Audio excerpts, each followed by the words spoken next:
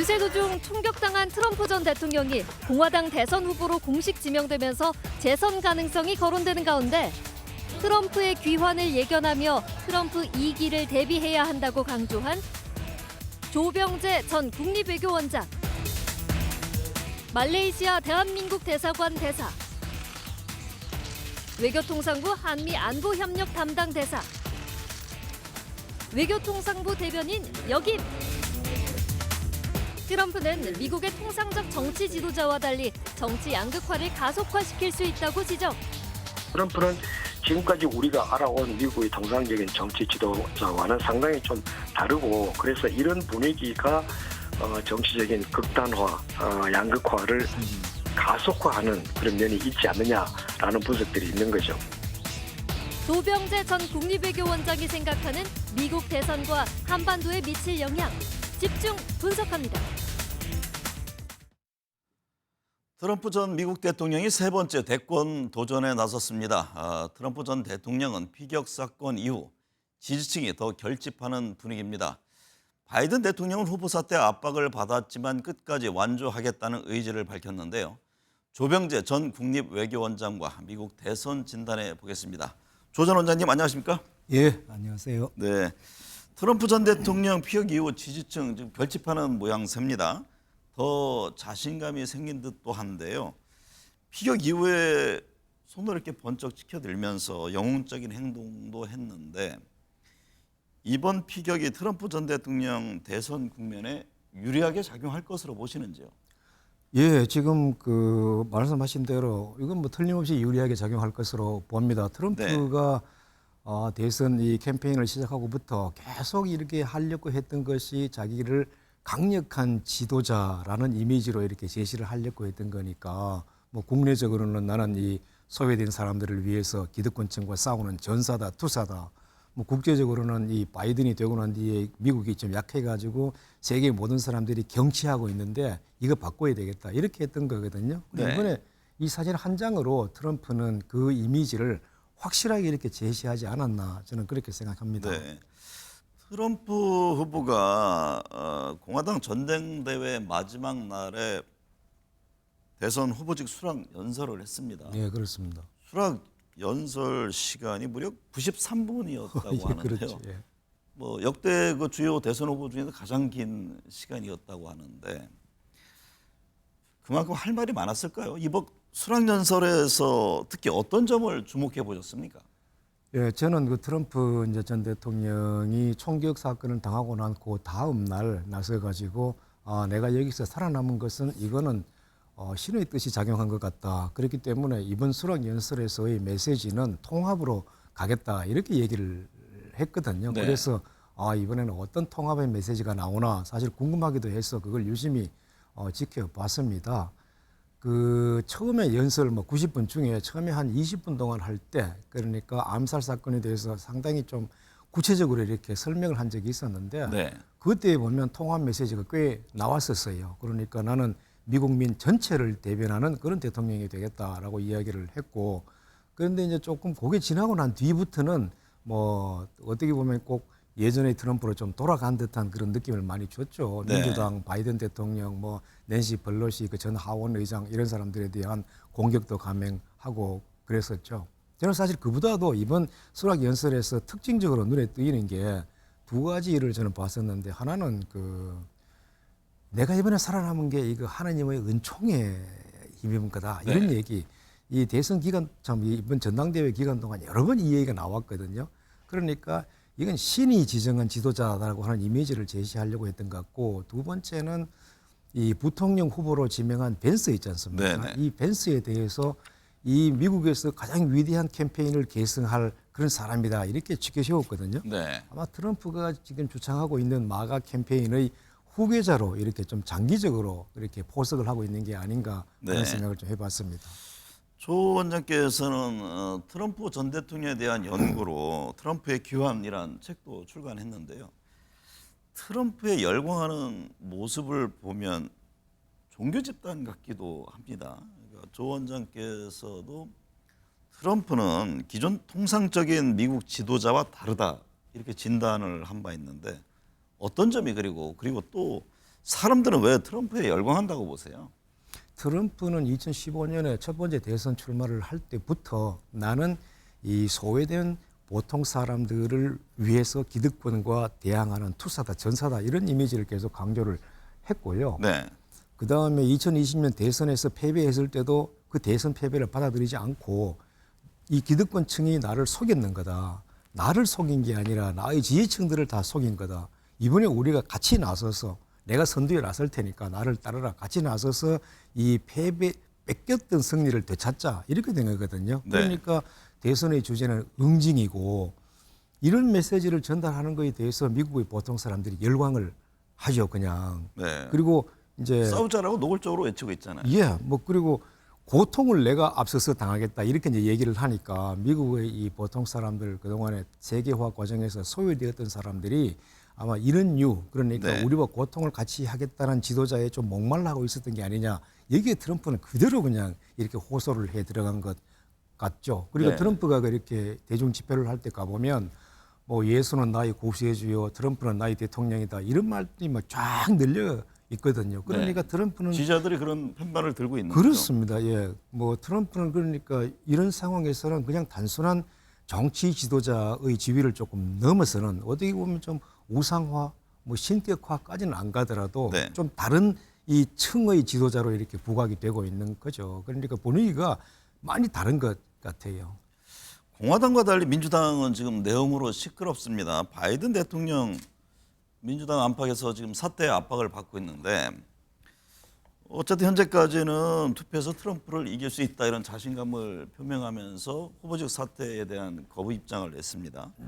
바이든 대통령 끝까지 대선 레이스 안주할 수 있을까요? 그 일단 지금 미국의 정치 구조에 의하는 것 같으면 금년 초부터 이제 쭉 계속되어 온 예비 선거에서 바이든 현 대통령이 차기 이제 민주당 후보로서 거의 절대적인 지지를 받았기 때문에 네. 바이든 대통령이 스스로 물러나겠다고 얘기를 하지 않는 한 바꿀 방법이 없어요. 기술적으로 바꿀 방법이 없습니다. 거기에 당내에서 사퇴 압박이 있었지만은 이제 나는 계속 완주하겠다 이렇게 얘기를 해버렸지 않습니까? 그죠? 네. 그러면 뭐 전당대회를 이제 8월 중순에 할 때까지 한 달 남았으니까 그 기간 동안에 마음을 바꿀 여지는 있기는 있지만 과연 지금 이제 다시 나는 끝까지 가겠다라고 얘기해두고 과연 바꿀 것이냐 그럴 가능성은 별로 없는 것 같거든요. 아마 이번에 바이든 대통령이 내린 결심은 이건 상당히 좀 고육지책의 의미가 있지 않느냐, 다른 선택의 여지가 없지 않느냐, 더 나은 대안이 없는 상태에서 내가 그냥 끝까지 갈 수밖에 없다라고 고심 끝에 내린 결단이 아닐까 하는 생각이 들고요. 지금 후보를 바꿔도 뚜렷한 대안이 없어요. 해리스 부통령을 후보로 지명한다 하더라도 이미 지금 바이든 대통령보다 경쟁력이 있다라고 평가하기가 어렵거든요. 네. 그런 상황이니까 바이든 대통령으로서는 내가 뭐 불편하고 건강도 안 좋고 이렇지만은 결국 나 이외의 대안이 없는 거 아니냐라고 아마 생각을 했을 것 같습니다. 트럼프 암살 시도 등 미국 내 그 정치 양극화 이게 어제 오늘의 일이 아닙니다. 우리나라도 박근혜 전 대통령, 이재명 전 대표가 피습을 당하기도 했는데요. 극단적인 정치가 증오를 정치 테러로 이어지고 있다는 그런 분석입니다. 원인, 해결책 어떻게 보세요? 예, 지금 뭐 정치 테러는 지금 뭐 미국이나 한국뿐만 아니라 어떻게 보면 전 세계적 현상이라고도 할 수 있는데 미국 내에서는 이 정치적 테러의 원인을 두 가지로 크게 설명을 하고 있더라고요. 네. 하나는 보면 정체성의 정치라는 겁니다. 과거처럼 이 경제 수준을 기준으로 해서 정치적 성향을 결정하는 것이 아니라 지금은 인종, 뭐 검정색이냐 흰색이냐 뭐 이런 것, 그다음에 종교, 그다음에 뭐 낙태 뭐 이런 문제에 관한 사회 경제적 요소에 관한 입장 이런 것들이 이제 정치적 성향을 결정하는 거니까 타협이 어려운 영역이고 두 번째는 그 인터넷하고 SNS의 발전 이게 있으니까 이제는 끼리끼리 이렇게 모이는 끼리끼리 정치, 진영의 정치가 가능해지는 거죠. 네. 사람들이 모여도 그냥 다 같은 얘기만 같이 이제 듣고 그러다 보니까 이제 진영은 점점 더 강화되고 우리끼리는 더 강화되고 진영 사이의 벽은 더 두꺼워지고 이런 사이에서 이제 증오는 커지고 만나면 충돌하고 이제 총기 사건이 나고 이렇게 되는 것 같더라고요. 그래서 미국 같은 경우에는 뭐 이렇게 되어가 있는데 한국도 마찬가지 상황이 아닌가 싶고요. 네. 해법이 뭐 거기에 대해서 말씀하셨는데 우리 아마 그 앵커님이나 저나 거의 같은 생각을 하고 있지 않을까 싶은 생각이 듭니다. 그냥 이 모든 사람들이 국민들이 정치인뿐만 아니라 국민들이 조금만 더 이렇게 겸손해지고 내가 꼭 옳지 않을 수도 있다라고 하는 생각, 조금만 그런 생각을 가지게 되면 그러니까 틀린 게 아니라 다름을 인정하는 그렇습니다. 그런 예. 자세가 중요하다는 예, 얘기들 하잖아요. 예, 갈등과 증오가 조금은 줄어들 수 있지 않을까 생각을 네. 해봅니다. 이번 트럼프 후보에 대한 피격 사건이 미국 내 갈등에 불을 붙이면서 이게 더더욱 양극단으로 치닫지 않겠느냐 이런 우려의 목소리가 나옵니다. 트럼프의 미국 우선주의, 백인 우선주의 이른바 극우 성향 더 강해질까요? 그런 우려가 조금 있죠. 사실 트럼프 대통령이 이 프라우드 보이나 뭐 이런 그 미국의 그 백인 우월주의자 이런 단체들과 관련이 좀 있다고 하는 것은 이미 잘 알려져 있는 거고 네. 2021년 초에 있었던 그 의사당 난입 사건에도 이 사람들이 많이 동원이 됐죠. 네. 그 미국의 말이죠. 그 총기에 의한 사고 문제는 이미 국가적인 과제로 등장한 지가 꽤 오래됩니다. 그리고 우리 앵커께서는 미국에 지금 인구가 한 3억 5천인데 개인 화기가 한 몇 정 정도 사회에 나가 있을 것으로 보이십니까? 짐작하기 쉽지 않겠죠, 그죠? 네.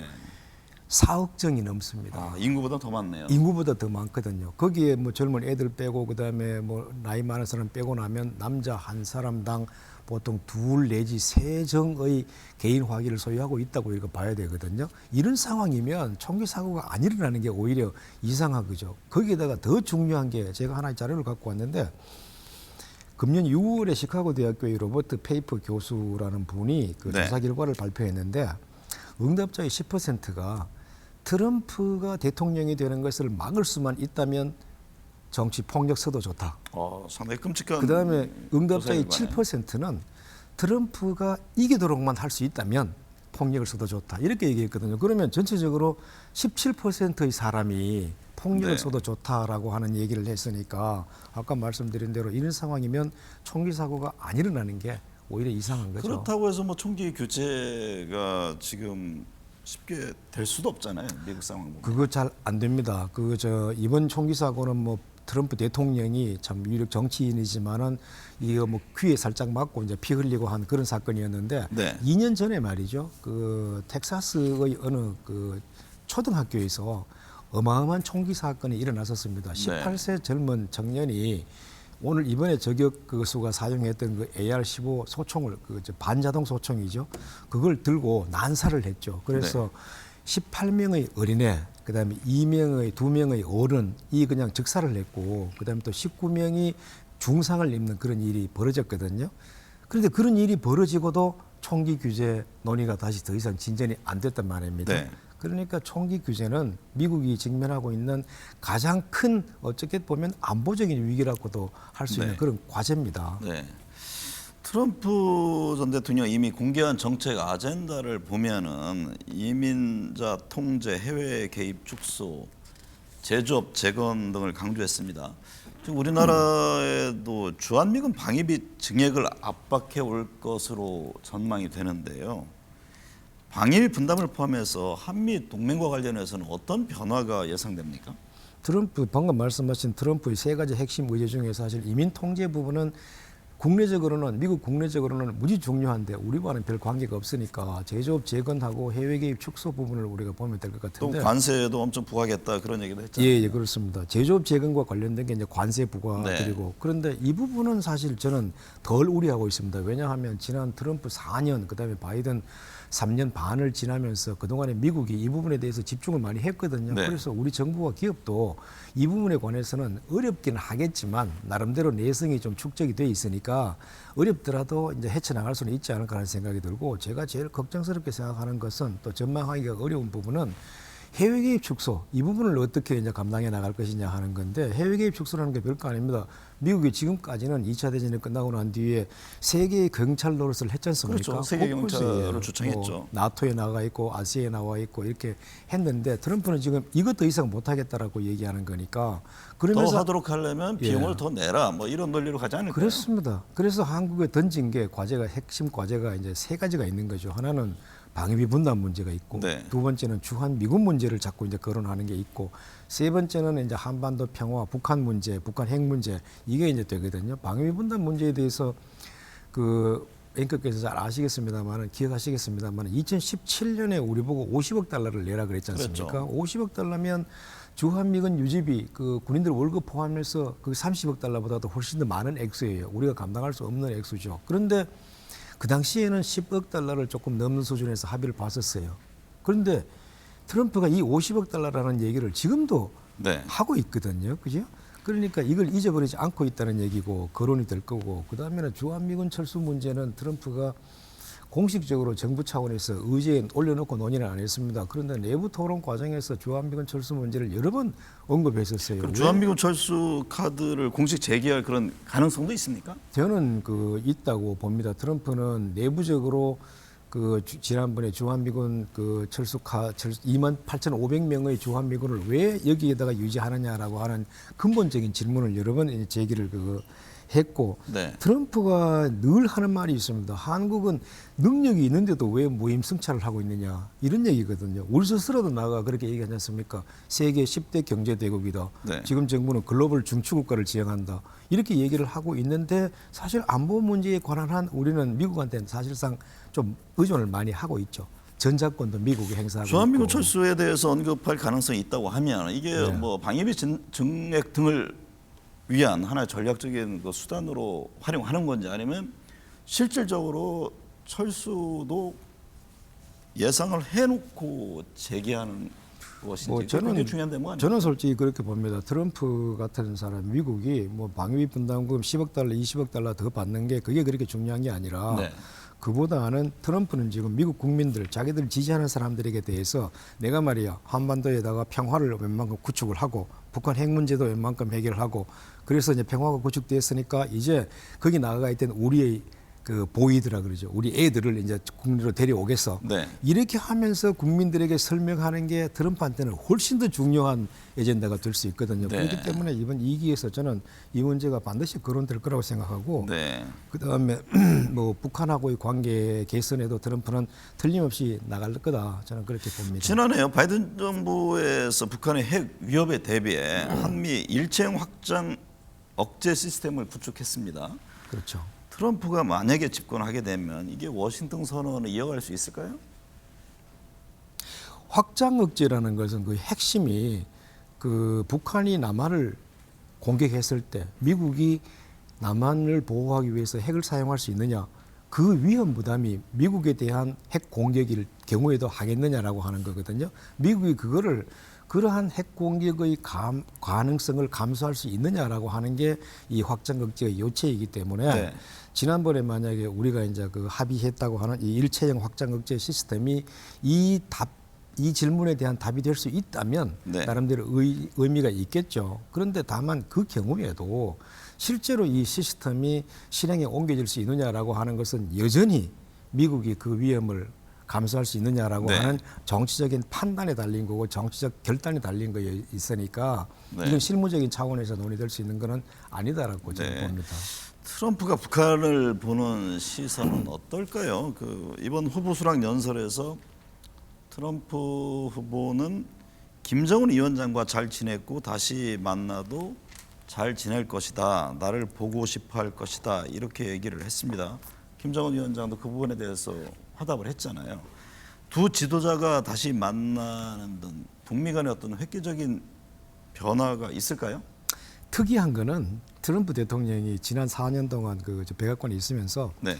북한 문제를 해결하는데 북한하고 접촉하는 대화하는데 가장 적극적으로 나선 대통령이에요. 지금까지 그런 대통령이 없었죠. 트럼프는 세 번이나 북한 지도자를 만났지 않습니까? 네. 트럼프는 대통령이 되기 전에도 북한과 대화하겠다고 그랬고 그다음에 김정은에 대해서도 그 보좌관한테 했던 얘기가 기록에 남아 있습니다. 김정은은 나하고 한번 붙어볼 만한 남자들 남자로서 한번 붙어볼 만한 사람 이렇게 얘기를 했었고 네.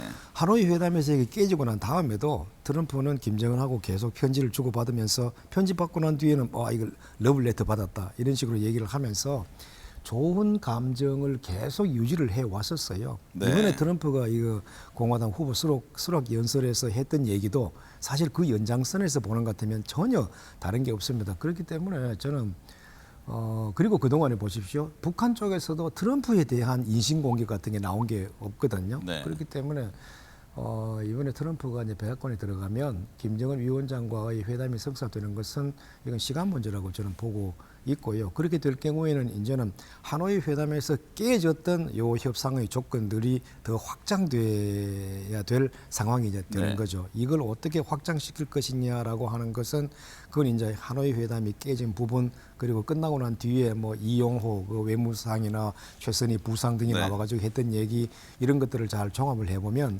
하나의 힌트가 거기에 나올 수 있지 않을까 하는 생각입니다. 우리 정부로서는 이런저런 다양한 좀 대비를 해야겠네요. 예, 뭐 이거 이제 상황이 급박하게 바뀔 수도 있다, 또 큰 폭으로 바뀔 수 있다라고 하는 거를 염두에 두고 사전에 대비를 좀 충분히 할 필요가 있다고 저는 봅니다. 여야 전당대회로 분주합니다. 당대표 후보들 간의 국내 문제뿐만 아니라 미국 대선 등 국제 정세를 놓고 열띤 토론을 벌이는 장면을 기대해 봅니다. 오늘 함께해 주셔서 감사합니다. 예, 감사합니다.